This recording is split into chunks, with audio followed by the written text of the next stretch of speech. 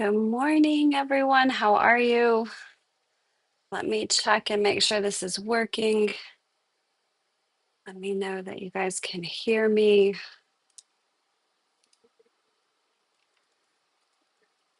Live streaming is new to me, so I am still trying to figure out all of yeah,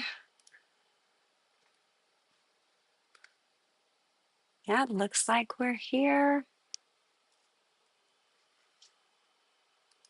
All right. Well, welcome to the Nichols Center. My name is Tara Nichols. I'm a licensed mental health clinician here in the state of Georgia, USA. And this live stream is a training opportunity for us to share with our international partners and the communities that we work with abroad. So I hope you are finding this channel and that you're eager to learn about nonprofit work, mental health in the community, and how to build resilient communities. So, like I said, my name is Tara Nichols, and recently, last January, I had the incredible opportunity to travel to Uganda and to meet some of the most incredible people. And as a way to continue sharing and staying connected with that beautiful team in Uganda, we have started to share some of these trainings online. And so the live stream is just a continuation of that conversation that we started back in January. So thank you so much for being here today. I hope as you're getting settled in that you have yourself a nice warm beverage, cup of coffee, cup of tea, and that you've got a notepad to take some notes. Today we're going to talk about trauma. Now, trauma is one of my favorite conversations to have because that is the thing that I believe that brings us all together and connects us. We all experience trauma. We all experience suffering in this life. So some of our suffering might be similar. Some of our suffering is very different. Our experiences can be very different.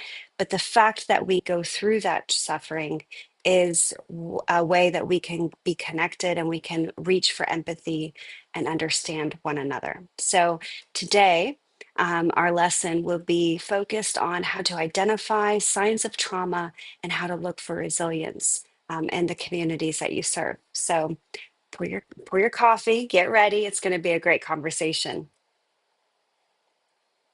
So for me, I started studying trauma, oh gosh, probably more than 20 years ago.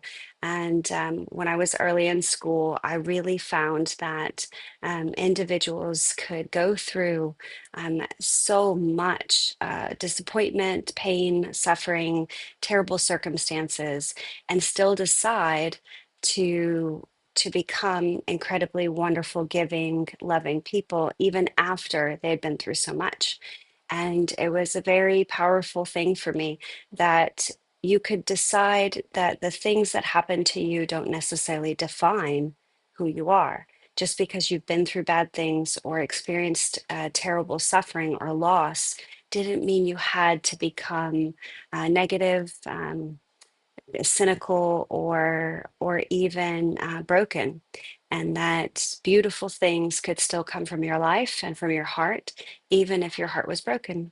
And so that idea was very captivating for me. And as I became a therapist, it became more clear to me that people can go through great suffering and great pain and still lean into a concept of being a kind-hearted, open-hearted person, even after heartache. So how does that happen?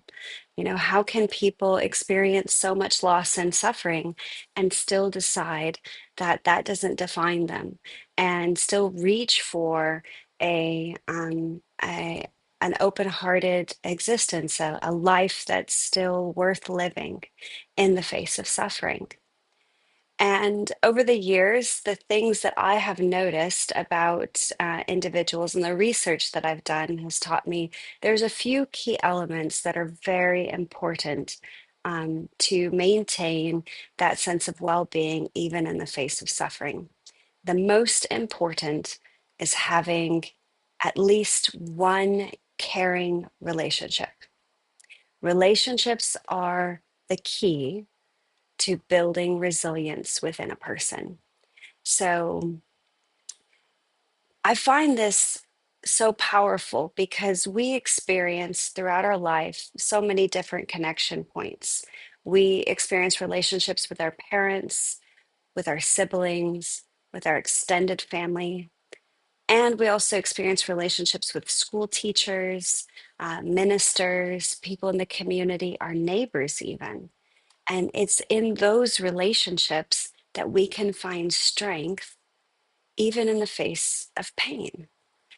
And that is incredible because that gives opportunity for healing to everyone. So think about your life, think about where you are and the different people that you experience in your life.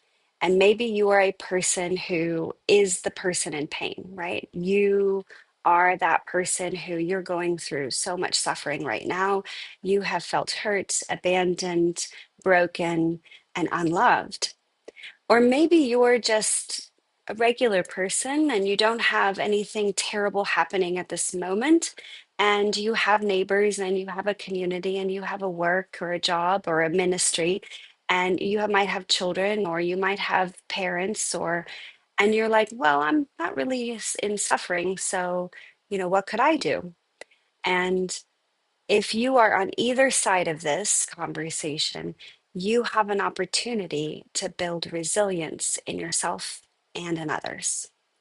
And resilience is the thing that allows us to go through suffering and come out stronger on the other side.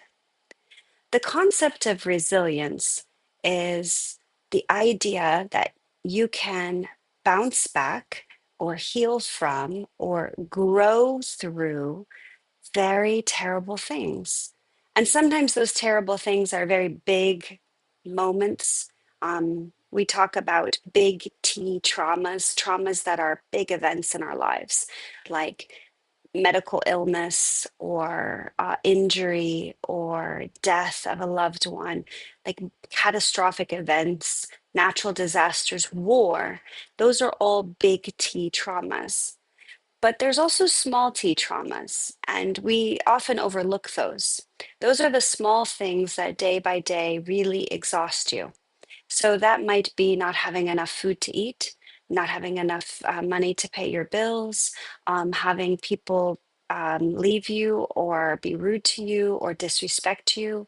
The small traumas might be things that might go unnoticed, but over time they add up and they become discouraging, right?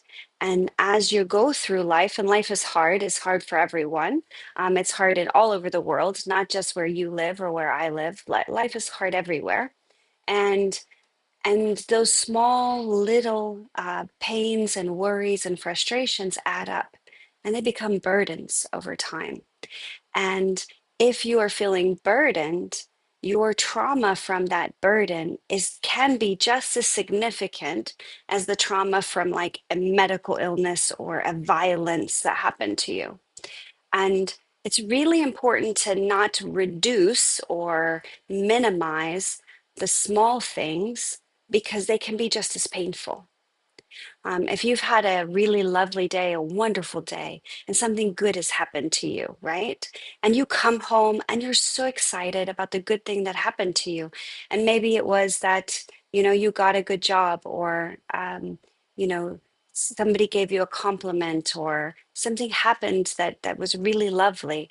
And you come home and you're all excited and you get home to tell the person, your person that's at home, and they don't listen and they don't hear and they don't understand you, they're irritated or angry, that can feel like trauma because your disappointment releases the same chemicals in the brain as pain. Your rejection in that moment still feels in the brain the same as physical pain or physical hurt. And over time, if I was to throw a small rock at you over and over, small rock over and over and over again, over time, those small rocks make bruises, and those small rocks will damage your body in the same way that those disappointments, right, will happen. And this is the same kind of poverty, the same kind of trauma that's created by poverty, that's created by unhappy relationships, that's created by negative work environments or negative school environments. And that trauma over time compounds. Now, most people experience big trauma at least once in their life, right? They'll have at least something that hurts them at least once that's big, right? Divorce, death, pain, an accident, abuse, at least once. Most people. And all people experience disappointment. And when you have lots of disappointment and lots of small pains and one or two big pains, and you never build resilience or healing around those, you create what we call compound complex trauma. And that can create depression. That creates mental illness, anxiety, long term suffering. And that is really hard to rewire and to overcome. Now, the good news is that your brain does rewire if you take care of it. Your body can heal and your mind can heal too from the pain and the suffering. But you have to take the steps and you have to build a life around resilience. Again, resilience is the idea that you can go through suffering and come out stronger. You can overcome it. You can live in spite of it as a survivor and as an overcomer. And we say we grow through it, right? Grow. And that's why we use the campaign, the Grow Again. If you are in Uganda, you got our coloring books, our pins, they say grow again, because you're going to have injury, and like life's going to have injury in it. It's going to have suffering and it is going to have pain. We know this, but you can grow again. Just like a plant, if you prune a plant or if a leaf breaks off, it continues to grow, even in spite of the fact that that damage happened. But that's a choice that you have to make. They say that the size of a person, the psychological or emotional size of a person, is the size of the problem that takes them down. And so if you feel that you are really struggling, you might have a lot of problems. And it might be one big problem, but it might be also several small problems. And you have to decide whether you're bigger than your problems, whether you can overcome it. The good news, though, is that you don't have to overcome it alone, because we have community, because we have family, because we have relationships. The traumas that you go through do not have to be faced alone. And today's lesson is about recognizing safe people and safe places to build a sense of community through resilience. So, what does a healthy community look like?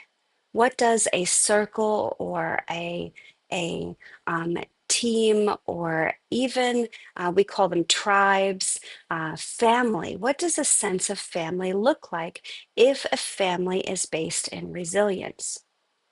Resilient families have a few things in common. One thing is that they remain open hearted to the people around them. It's very easy when you're going through suffering to decide to close off your heart, to say, you know, a lot of people have hurt me, and so therefore I'm not going to care about other people, because people hurt. And anytime I have a relationship and I get hurt, then that's just proof that I don't need to be around people. And if that's where you're at, I can understand that logic, but it's not true, right? Sometimes we go around people who are hurtful because they are hurting. And what we say is hurt people hurt people. And just like hurt people, healed people can heal people. And so perhaps people are hurting you because they are hurting inside themselves. And all they have to give is from that place of wounded suffering. So if you're in a relationship with someone and they're hurting you, it might just be that they're hurt within inside themselves and they need to heal. Now, that is not your responsibility to heal them. You are not, I mean, you might not be a trained professional unless you are, and then, you still can't help the people that's closest to you, right? I'm a therapist, but I can't go around healing my own family. They have to get help from other people. I'm there just to love them and to be part of the family. So if you are in a relationship with someone who is a hurt person, then you have to say, okay, they need to get healing. And you can have that conversation and say, when you do this, this is hurting me. And I really hope that you get some help for that because this is hurting me and you're hurt. And I imagine you're hurting, but your hurt is hurting me. But you're not going to be in a place to help others and to heal others if you don't get healing either.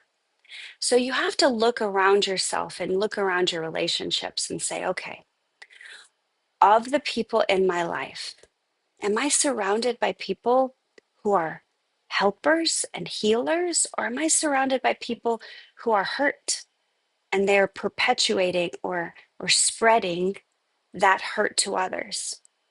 So think about that real quickly. If you're at a church, or if you're as part of a ministry, or if you're running a program, or you're in a group of teachers, or even in your family, is your family a family that's healed? Is your family a family that is focused on helping and healing each other?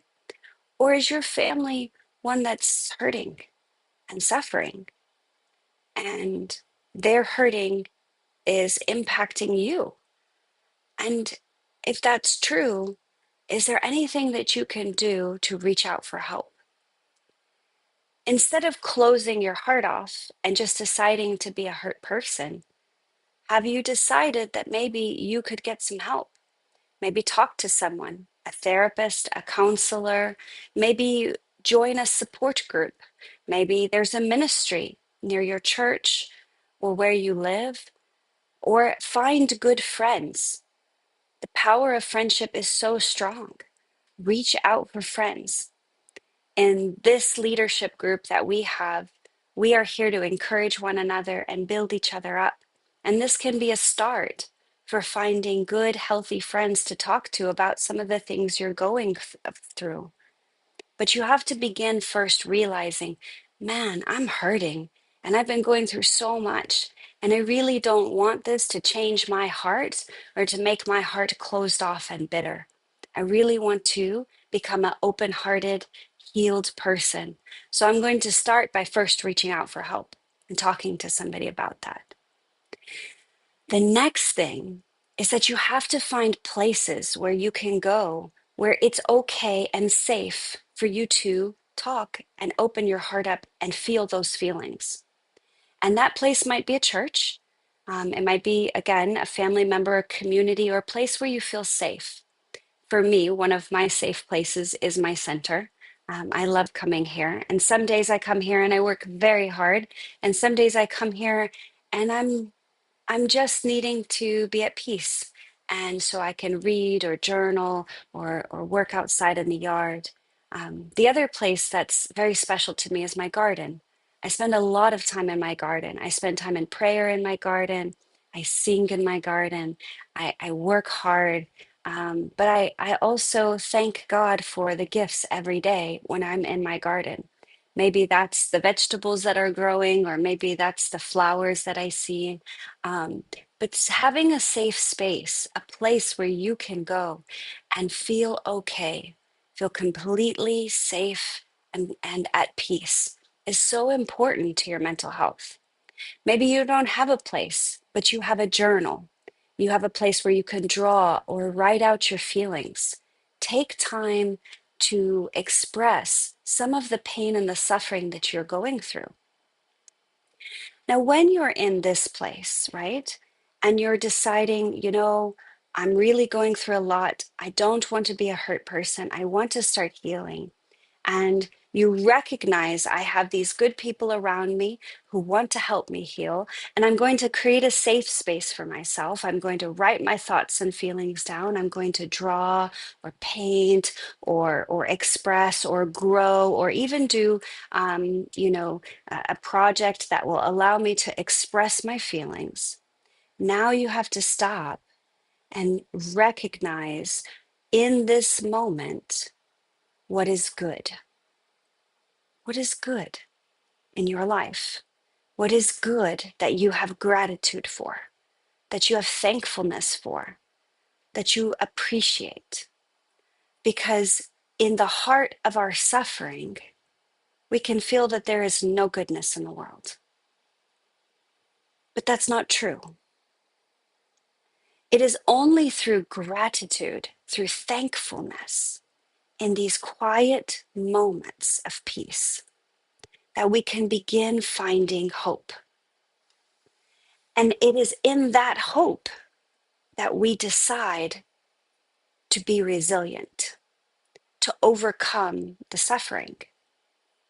It is in that moment that we say, I'm really thankful for my life. I'm really thankful for my good memories. I'm really thankful for the ability to enjoy the flowers or my cup of coffee or my friendships. I'm really thankful that I have an opportunity to have a message, a ministry. I'm thankful that the bad stuff that happened to me didn't destroy my heart, that there's still love in my heart to share. And you stop in that moment, finding that small piece of hope inside of you, that thankfulness for you, for your life, and you allow that to grow. That is the seed, the beginning of resilience, hope. Now, allowing that hope to grow takes time. It takes patience. It takes spending a little bit of time every day in prayer and meditation around those people that care about you, around those people that pour into you and support you, but also in those safe spaces where you're allowed to feel those feelings. Bad things, terrible things, abuse, neglect, rejection, pain, it happens to everyone. But it doesn't make it less painful. It's still very, very painful to carry. And it is okay for you to feel sad for that. It is okay to cry about that. It is okay to grieve. God created us to be in a garden. We were innocents when we were born. We had no worries and no sufferings when we first arrived to this earth. We were meant to enjoy life. But suffering and this world and the way we are living and society and evil that perpetuates itself, all those things, they begin tearing down our hearts and our hope. And it's okay to be sad about that. It is okay to worry about that. It is okay to feel pain from that. That the suffering we live is not normal life. That is life in an imperfect world. That is life with evil in it. That is not normal. Now, it's normal because everybody goes through it, so it's it's it's like statistically normal, but it is not the way it's supposed to be. It's just the way it is. And you have to accept sometimes the way things are. You can't fight against, the things that are statistically going to happen, but you can heal from them. You can decide to live differently. You can decide that that's not going to define you, that you are going to reach for peace, that you are going to open your heart up, that you're going to begin to heal. And that is the first step and building a community that's based on healing. If you show up with hurting in a hurting world and you're hurting others, you're just a part of a cycle. But if you take time to begin healing yourself, then you can show up as a healed person. And that is the first step to building a community that's based on healing. So, how can you begin recognizing some of the signs of trauma, right? Maybe these signs are in you and you want to recognize, hey, am I one of these people that has really been through so much trauma that I'm closed off and I'm kind of resentful and I'm kind of I don't have a lot of hope? Am I one of those people? Or do I have those people around me? Because you have to see that, right? You have to decide one, how you're going to build those relationships. And if you're a hurting person and you're choosing to have relationships with people who are also hurting, that's just going to kind of compound the situation. So so let's talk about that. What things can you recognize that would help you decide how to build a community of resilience and identify people that are seeking healing too? So, the first signs of trauma, and we call them post traumatic stress symptoms, right? And the clinical term is PTSD, post traumatic stress disorder. But before you get to the disorder, you have post traumatic stress symptoms. Now, symptoms are the behaviors or the outcome that show you there's a problem underneath, right? So symptoms might be if you were sick, you would have symptoms like sneezing, coughing, and fever. But if you have trauma, you have different symptoms, right? So if you have stress symptoms from trauma, then you might have hypervigilance. Hypervigilance is when you're always aware of all your surroundings and you never feel at rest. You're always worrying. You're constantly checking, is there a threat? Is something bad going to happen? You might have flashbacks or memories of the bad thing that happened to you. You might have restless sleep or dreams that haunt you. You might drift off in your mind. So you might be in class or you might be paying attention to a conversation. And next thing you know, your mind is drifting off and thinking about other things. And you might get depressed or sad to where you don't want to get out of bed. These are all symptoms or signs of post traumatic stress. And the traumatic stress comes from these big events or sometimes even these small events. And the small events that compound over time create ongoing stress. So take a moment and think, what kind of symptoms do you have? We know if you are living in a place that has a lot of poverty, or you've been through medical traumas, or you've had abuse in your life, you know you have traumatic experiences. So, what kind of symptoms are you struggling with those experiences? You might be irritable, easily annoyed, frustrated. You might snap at people, be aggressive when you don't want to be. You might be lethargic and not have energy for your life. You might struggle with thoughts of wanting to end your life or wanting to not face your life anymore. Sometimes suicidal thoughts are active thoughts of wanting to actively harm yourself, but sometimes suicidal thoughts are more passive. They're more thoughts about not wanting to wake up the next day, wanting to just disappear, wanting to be forgotten. Those are also suicidal thoughts, but they're softer thoughts. They're the first beginning signs of suicidal ideation. So it's very important for you to take a personal inventory. Take a moment and think, what are some of the symptoms that you're struggling with? Are you feeling energized and happy and at peace on a regular day? Or are you constantly worrying, constantly exhausted, feeling like you don't care anymore? feeling like you are showing up for the people around you, but in a state of pain and suffering, not in a state of peace and joy. And if that's you, you might be struggling with post-traumatic stress symptoms.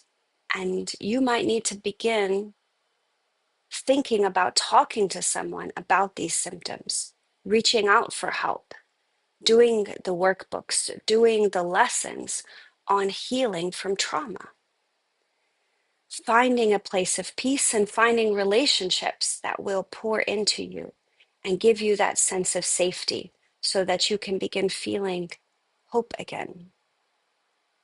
Now, maybe you feel okay. Maybe your life is not in a place where you are struggling.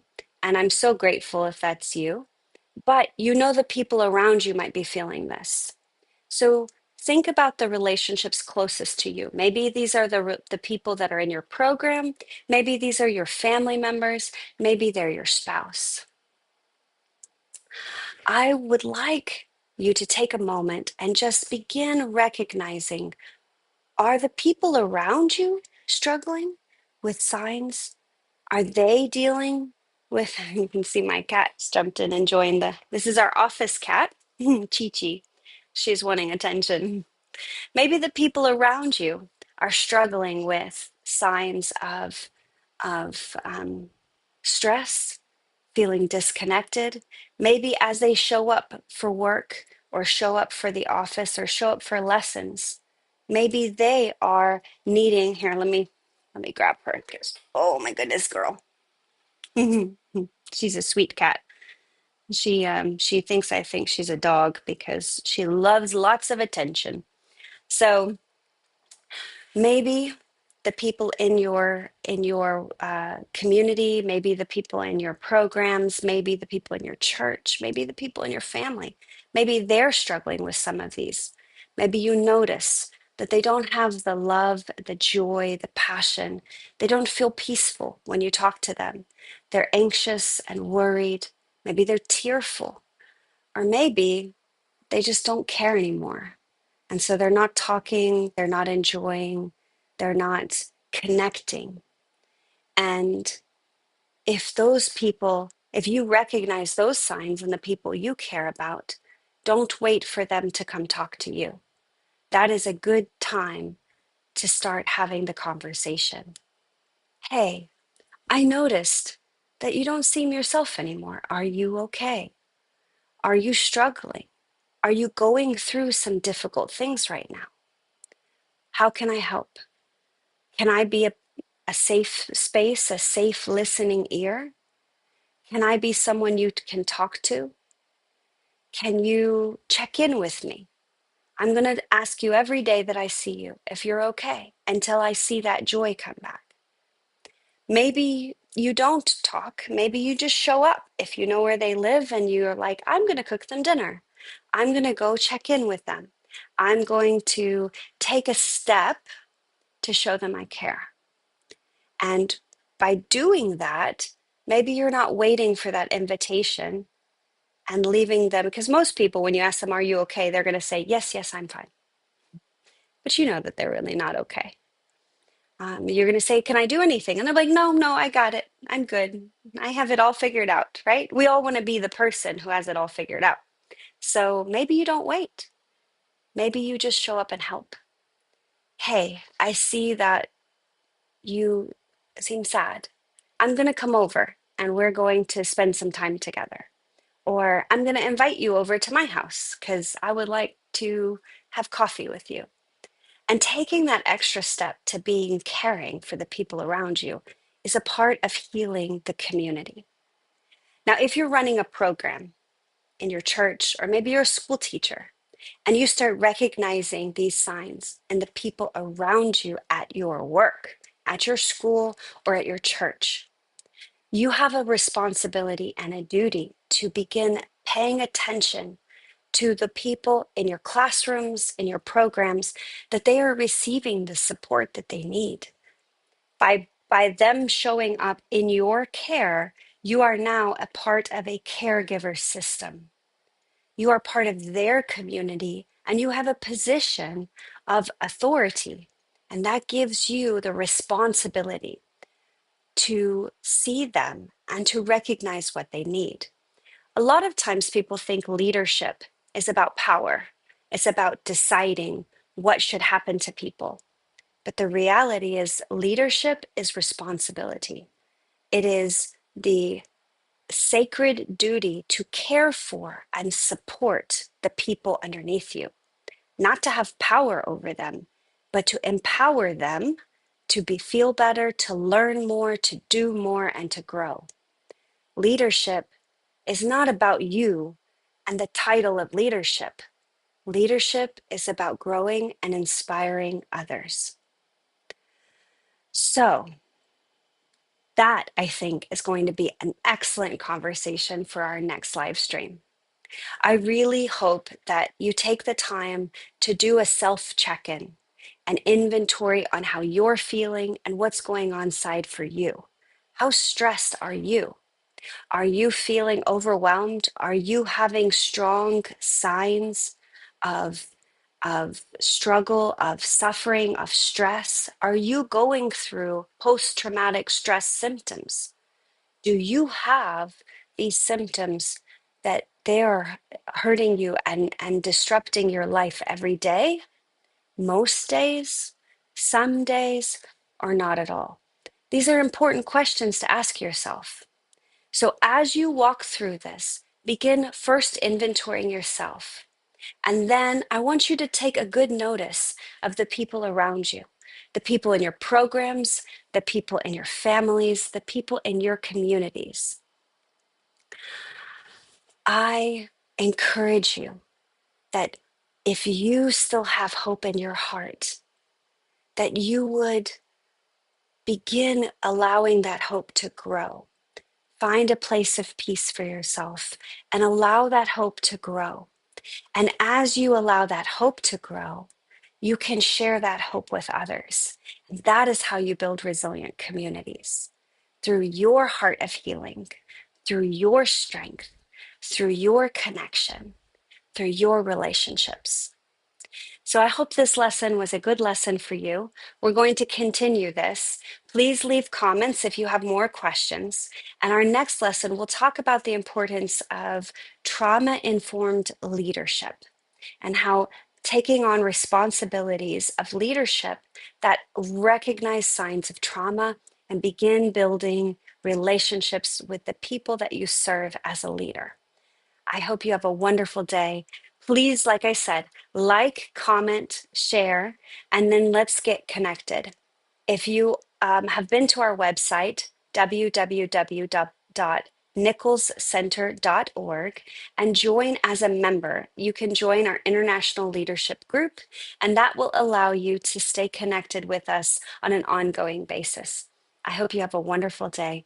I'll talk to you soon. Bye.